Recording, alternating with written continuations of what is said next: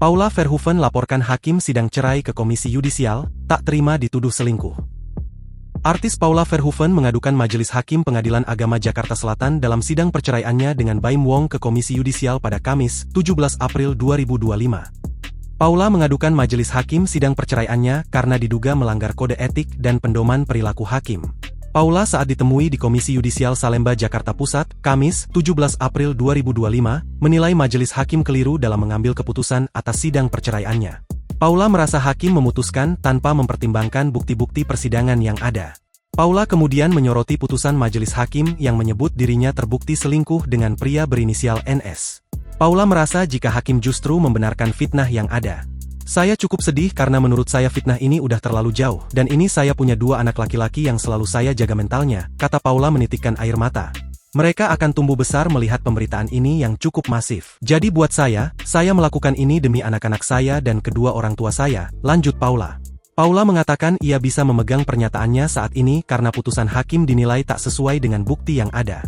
Dan saya harap semuanya apa yang saya ucapkan ini bisa saya pertanggungjawabkan di akhirat, kata Paula.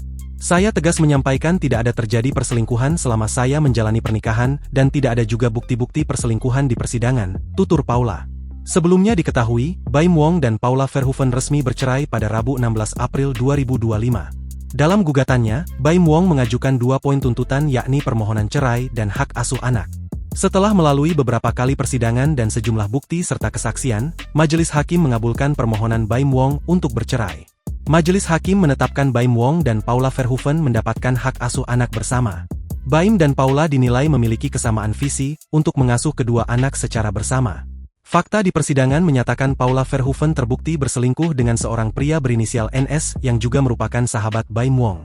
Berkaitan dengan adanya pihak ketiga juga di dalam persidangan, Majelis Hakim menyatakan itu terbukti, kata Suryana, Humas Pengadilan Agama Jakarta Selatan di kantornya. Hal ini membuat Paula Verhoeven dinyatakan sebagai istri yang durhaka, atau nusyus dalam istilah hukum Islam. Imbasnya, Paula Verhoeven tak berhak mendapatkan nafkah madhiyah dan iddah. Paula Verhoeven hanya berhak mendapatkan nafkah mut'ah yang sudah disepakati oleh Majelis Hakim dan Baim Wong sebagai pemohon. Adapun besaran nafkah mut'ah yang diberikan adalah 1 miliar rupiah. Download Tribun X sekarang, menghadirkan lokal menjadi Indonesia.